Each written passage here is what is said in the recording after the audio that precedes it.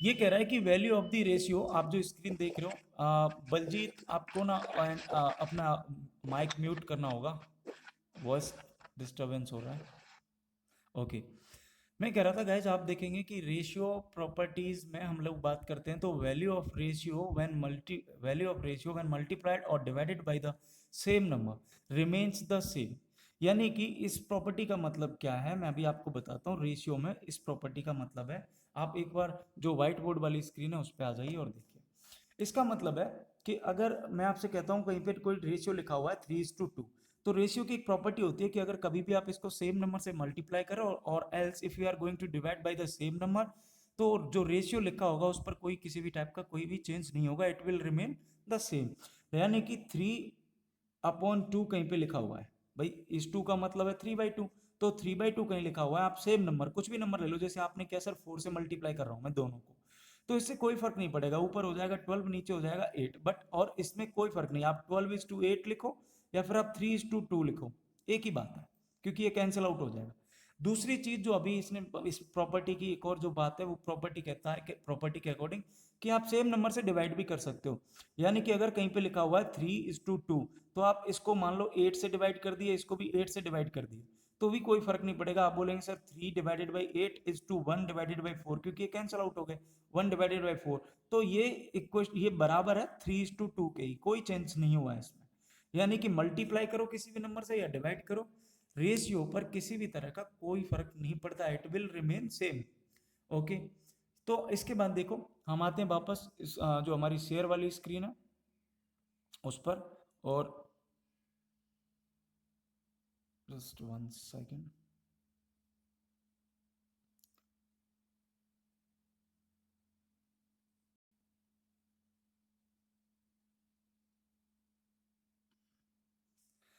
Okay, आपको screen दिखाई दे रही है क्या शेयर वाली?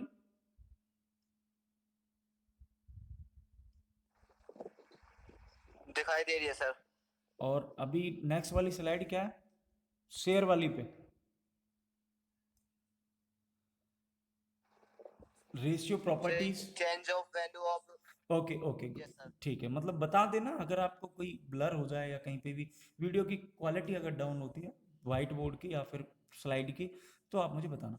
Change of value of proper and improper fraction fraction when the same value is added और सब्सट्रैक्टेड टू द न्यूमरेटर और डिनोमिनेटर। मतलब आप अंश और हर की बात करें, ठीक है ना, तो क्या फर्क पड़ेगा क्या नहीं, ये एक नया पार्ट है आपका, नया पॉइंट है इसमें। देखो जैसे आपसे मैं बात करूं हिंदी में, अगर बोलते हैं जैसे 3/2 लिखते हैं, तो न्यूमरेटर और डिनोमिनेटर की बात करूं, जैसे इसमें तो न्यूमरेटर तो हो जाएगा इसमें 2 और इसमें डिनोमिनेटर हो जाएगा आपका 2। तो अब वो कह रहा है कि भाई इस टाइप से अगर कहीं रेशियो दिए हैं तो इनके एडिशन और इनके एडिशन से बेस्ड क्या प्रॉपर्टी हो सकती है रेशियो की। तो देखो एक बड़ा बहुत शानदार प्रॉपर्टी है, जिससे आप कोई भी अच्छे बढ़िया क्वेश्चंस जो अभी लेटेस्ट एसएससी सीजीएल लेवल के क्वेश्चंस में पूछे हुए क्वेश्चंस में ये वाली प्रॉपर्टी यूज करके आप क्वेश्चन के आंसर दे सकते थे। देखो क्या क्वेश्चन आते हैं आजकल कि A/B = C/D = E/F, मतलब क्वेश्चन आपको इस टाइप से दिया जाएगा, कुछ भी वो दे देगा भाई 3/2, मतलब A/2, okay, like A/B = C/D = E/F, और भी कुछ भी लाइन लगा के जितनी भी नंबर वो दे दे। तो इसके लिए प्रॉपर्टी क्या होती है कि अगर कोई रेशियो A/B = C/D = E/F की फॉर्म में कोई रेशियो आपको दिया हुआ है, ठीक है ना, अगर कोई भी इसकी फॉर्म में आपको दिया हुआ है तो आप क्या कर सकते हैं, उसका डायरेक्ट समीशन। देखो आप एक बार व्हाइट बोर्ड पे आइए, व्हाइट बोर्ड पे देखिए मैं क्या कहना चाहता हूँ कि A/B = C/D = E/F, तो आप डायरेक्टली इसका आंसर लिख सकते हैं कि ऊपर वाले जो न्यूमरेटर हैं सबको जोड़ सकते हो, A+C+E+ और भी आगे जो लिखे होंगे वो, और उसको डिवाइड कर सकते हैं B+D+F+... आगे भी जितने लिखे हुए। अच्छा, इसमें एक कंडीशन होती है, दैट कंडीशन इज कि जो डिनोमिनेटर है यानी कि नीचे वाली जो चीजें लिखी हुई हैं जैसे B+D+F, ये सब इनका एडिशन, इनका समेशन जीरो के इक्वल नहीं होना चाहिए। अगर ये जीरो के बराबर है तो एक आंसर और आ जाएगा, यानी कि उस सिचुएशन में दो आंसर आएंगे उस रेशियो के। तो अब देखो इस प्रॉपर्टी पर बेस्ड क्वेश्चन की अगर मैं बात करूं आपसे, तो वो क्या होगा। अब देखिए अभी स्क्रीन पर एक क्वेश्चन दिख रहा है आपको, बहुत शानदार क्वेश्चन है। और द क्वेश्चन इज, आप पहले क्वेश्चन को पढ़िए और प्रॉपर्टी से कैसे इसका हम लोग सॉल्व करेंगे वो बात की बात है, पहले क्वेश्चन देख लीजिए।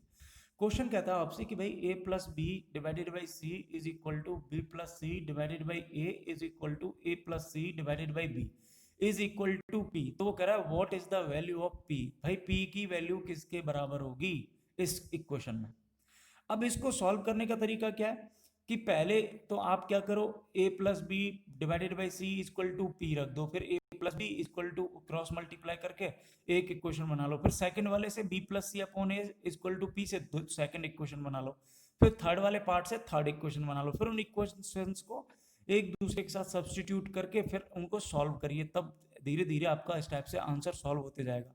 फिर ए की वैल्यू आएगी, बी की वैल्यू आएगी, फाइनली सी की वैल्यू आएगी, फिर तीनों की वैल्यू पुट करके हम लोग पी की वैल्यू निकाल पाएंगे। तो बहुत लेंदी क्वेश्चन हो जाता है। अब देखो अगर आपके पास ये प्रॉपर्टी है जिसकी मैं अभी बात कर रहा था आपसे, स्क्रीन में जो क्वेश्चन है मैं अभी आपको जो क्वेश्चन रीड किया आपको दिख रहा होगा,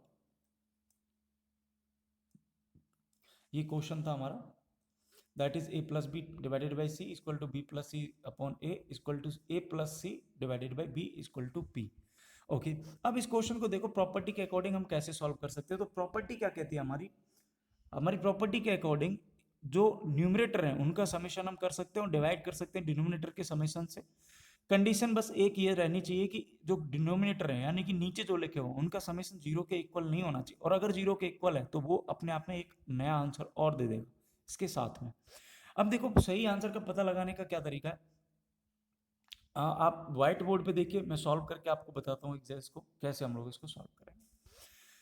तो क्वेश्चन है हमारा भाई a प्लस बी, क्वेश्चन है हमारा a plus B divided by C is equal to B plus C divided by A is equal to A plus C divided by B is equal to P, P के बराबर हो गया। अब ये कह रहा है what is the value of P, इस इक्वेशन में पी की वैल्यू क्या हो जाएगी। तो गाइज अब मैंने आपको जो प्रॉपर्टी दी वो क्या कहती है कि जब भी कोई क्वेश्चन में इस टाइप से रेशियो दिया हो कि भाई ये डिवाइड कर करके बराबर दे रखे हो, तो न्यूमरेटर का समेशन डिवाइडेड बाई डिनोमिनेटर का समेशन कर दो, यानी कि ऊपर जो लिखे हैं सबको जोड़ दो, a plus B plus B plus C plus A plus C, A plus C, और फिर क्या कर दो, डिवाइड कर दो। अब इसको आप डिवाइड करेंगे किससे, तो c plus A plus B से, okay, c plus A plus B से, और ये किसके बराबर है, p के बराबर है। अब मैं चाहता हूं देखो आप इनको फाइनली ऐड कर लो, तो 1a और 1a, 2a ऊपर हो गया, b प्लस बी 2b हो गया, c प्लस सी 2c हो गया। तो बेसिकली आंसर आएगा 2a plus 2b plus 2c divided by, अब इसको भी आप एक मतलब a प्लस बी प्लस सी, तो इसको चेंज करके भी लिख सकते हो क्योंकि समेशन में कोई फर्क नहीं पड़ता, a प्लस बी प्लस सी भी लिख सकते हो, एक ही बात है। अब देखेंगे ऊपर जो न्यूमरेटर दिख रहा है उसमें से 2 कॉमन है, तो 2 को कॉमन ले लो, a plus B plus C हो गया और divided by a plus B plus C हो गया, और इस सिचुएशन में इससे ये कैंसिल आउट हो जाएगा, और फाइनली आपका ये किसके इक्वल है, p के।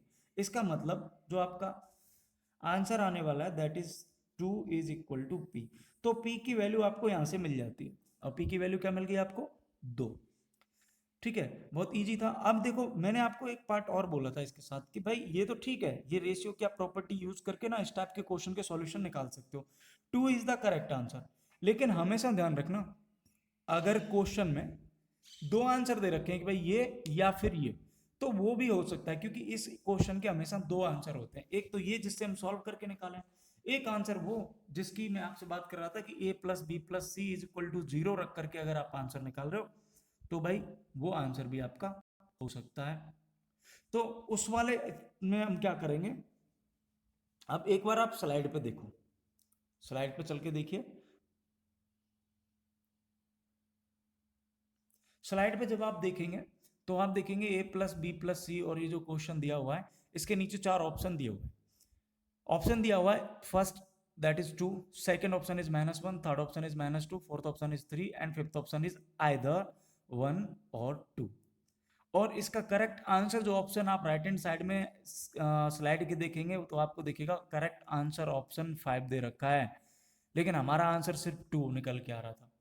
ठीक है, तो अब इसमें क्या होता है, तो देखो इसकी एक प्रॉपर्टी है जो मैं आपको बोल रहा था, ये क्या है कि as long as B plus D, आप यहाँ पे देखेंगे जहां पे मेरा कर्सर है, ये कह रहा है property value of ratio when multiply or divided by the same number remains the same, पहली प्रॉपर्टी। नेक्स्ट था change of values of proper and improper fraction when the same value is added और subtracted to the numerator and denominator. यानी कि कोई next third part की मैं बात करूँ, थर्ड प्रॉपर्टी की, तो ये था कि इस टाइप का कोई भी रेशियो आपको दिया हो, A upon B equal to C upon D equal to E upon F, तो इसका आंसर सीधे सीधे किसके इक्वल होगा, ए प्लस सी प्लस ई, ऊपर वाले सबको जोड़ दो और नीचे इसको डिवाइड कर दो, जो नीचे लिखे हुए उनसे जोड़ करके, और ये हमेशा किसके आ जाएगा, each of A upon B C upon D के इक्वल होगा, as long as B plus D plus F plus dot dot dot, ये किसके इक्वल नहीं होना चाहिए, जीरो के। यानी कि जो नीचे लिखे हुए हैं B plus D plus F, ये जीरो के बराबर नहीं होना चाहिए इनका समेशन। यानी कि जो अगला हमारा क्वेश्चन था, इससे पिछला वाला जो क्वेश्चन था, अगर उसमें नीचे क्या था, A plus B plus C, इसको मैं लिखूंगा should not be equal to zero, तब तो इसका एक ही आंसर, और वो आंसर हमारा आ गया था 2। लेकिन अगर मैं आपको बोलूं कि बेटा ये जीरो हुआ तो कुछ नहीं, एक बार में क्या करो, बराबर में जीरो रख दो, ए प्लस बी प्लस सी बराबर जीरो रख दो। फिर क्या करेंगे, हमको किसकी वैल्यू निकालनी है, पी की वैल्यू। तो पी की वैल्यू क्या है बेसिकली, तो अभी मैं आपको बताता हूं कैसे निकालेंगे। आप सबसे पहले क्या करो, आप आ जाओ शेयर स्क्रीन से, जो वीडियो वाली स्क्रीन है उस पर, और मैं आपको दूसरा आंसर भी निकालना सिखा देता हूँ, जो दूसरा आंसर कैसे आएगा। देखो ए प्लस बी प्लस सी बराबर अगर जीरो है, ए प्लस बी प्लस सी बराबर अगर जीरो है, तो इस केस में क्या होगा, हमारा जो क्वेश्चन था वो क्या था कि भाई A plus B divided by C plus B plus C divided by A, और इसी टाइप से A plus C divided by B, ये बराबर है पी के, और पी का आंसर हमें मिल गया था, अभी हमने सॉल्व कर लिया, वो था 2। तो क्या होगा, अगर मैं आपसे बोलूं कि ए प्लस बी प्लस सी बराबर जीरो है, अगर ए प्लस बी प्लस सी बराबर जीरो है, तो आप क्या करोगे, पहले तो इस सी को इधर ट्रांसफर कर दो। देखो ए प्लस बी प्लस सी जो लिखा हुआ है, इसमें से सी को उस साइड में ट्रांसफर कर दो, तो इधर क्या बचेगा, A plus B is equal to minus के सी, ये बच गया। अब क्या करो, इसमें से ए प्लस बी को तो ऐसे ही लिखे रहने दो, -1 को कॉमन लेकर के सी को यहां छोड़ दो, ऐसे अलग, सी को ब्रैकेट में ले लो। यहाँ पर ऐसे बोल सकते हो कि सर -1 को हमने ब्रैकेट में ले लिया, -1 को हमने ब्रैकेट में ले लिया, और अंदर लिख दिया हम लोगों ने सी, अरे यार मतलब -1 और ये सी। अब क्या करेंगे, इस सी को इधर ट्रांसफर कर दो, यहां से इस साइड में सी को ट्रांसफर कर दो, तो basically A plus B divided by क्या आ जाएगा, सी, और क्या बचेगा आपका, -1। अब ये है A plus B divided by C equal to -1, और जो कि ठीक, अगर आपसे मैं बात करूं कि अगर आप स्क्रीन शेयर वाली स्क्रीन देखिए और क्वेश्चन देखिए क्या है हमारा क्वेश्चन, एग्जैक्टली क्या दिया हुआ है कि sir A plus B divided by C, P की वैल्यू है, बराबर है ना पी के, तो हमको पी की वैल्यू ही तो फाइंड आउट करनी है, और यहां से A plus B divided by सी हमें किसके इक्वल मिल रहा है, -1 के, तो एक आंसर मेरा ये हो गया कि भाई पी इक्वल टू -1 हो जाएगा। ठीक है, तो अभी आप शेयर स्क्रीन से वापस देखो, मैंने जो फाइनल आंसर लिखा व्हाइट बोर्ड पर कि A plus B divided by C equal to -1, तो यहाँ से हमें पता चला कि sir A plus B divided by C, तो पी की वैल्यू दी हुई है क्वेश्चन में, तो हम लोग यहाँ पे क्या लिख देंगे, पी, इसका मतलब पी की वैल्यू क्या मिल गई हमें, -1। तो बेसिकली यहाँ पे 2 आंसर होंगे, या तो 2 जो हमने सॉल्व किया है, 2 तो है ही 100%, 2 इज द करेक्ट आंसर, लेकिन ये भी हो सकता है, या फिर यानी कि अगर कोई 2 को एक्सेप्ट नहीं करे, बोले और क्या आंसर हो सकता है, तो -1 भी इसका आंसर होगा। इस क्वेश्चन के 2 आंसर आते हैं, और ये बहुत बहुत इंपॉर्टेंट क्वेश्चन है, आप उठा के देखना, अभी रिसेंटली एग्जाम्स में 19 वगैरह वालों में ये आए हुए को इसी पर, मतलब डिट्टो ये क्वेश्चन नहीं है, उसमें क्या पूछा है, उसमें उल्टा है, आप देखेंगे 19 में एक एसएससी का जो क्वेश्चन है उसमें क्या है, ए अपॉन बी प्लस सी किया है उसने, इसमें हमने ए प्लस बी अपॉन सी किया है, और उससे कोई फर्क नहीं पड़ता, वो ऊपर कर दे A plus B plus C divided by A plus B, नीचे कर दे फिर equal to A plus B plus C, कुछ भी इस टाइप से। आपको क्या करना है, सिंपली ऊपर वाले न्यूमरेटर को सबको ऐड कर दो, नीचे डिनोमिनेटर को ऐड कर दो, कॉमन लेके काट दो, जो भी सामने पी के पी कुछ भी दे रखा होगा उसकी वैल्यू आ जाती है। और ऐसे बहुत कई सारे क्वेश्चंस कई सारे एग्जाम्स में आए, एक मतलब काफी अच्छा क्वेश्चन है, आपको समझ में आ गया है तो आगे बढ़ता हूँ, बताओ भाई समझ में आ गया यहाँ तक, कुछ तो बोल दिया करो। जी सर। ओके सर, तो अब वो आगे ऐसा चलते हैं। होता है, वो तो हाँ ठीक है, अब आगे चलते हैं। देखो लेकिन जो हाँ, पूछो पूछो। जैसे जो आपने दो बताया था ना, उसकी हाफ स्क्रीन दिखाई दिया, जो नीचे के माइनस ए ब्रैकेट वन सी है ना, उसके बाद का स्क्रीन पे नहीं दिखाई दे रहा। हम्म, सर आपका बोर्ड ना आधा दिखाई दे रहा है स्क्रीन ओके पे ओके, हमें। मतलब माइनस के 2 के बाद का नहीं दिखाई दिया। हम्म। अब देख लो, कोई बात नहीं, लो सी ए प्लस टू माइनस। दिख गया। ठीक है सर। हाँ, हम्म। और देख सकते हो, मैं पूरा जूम करके दिखा दूंगा आपको, पूरा ये बोर्ड था। जी सर अब। हाँ जी। क्लियर है अब सब? जी। हो गया। हो गया सर। ओके, अब देखो आगे चलते हैं भाई, आगे बढ़े अब थोड़ा। जी सर। ठीक है जी, ये हटा देता हूं मैं, है। अब देखो अगला पार्ट क्या है, अब आ जाओ स्लाइड पे वापस। स्लाइड पे आ जाइए और स्लाइड पे देखते हैं हम लोग। इस क्वेश्चन के बाद नेक्स्ट वाला,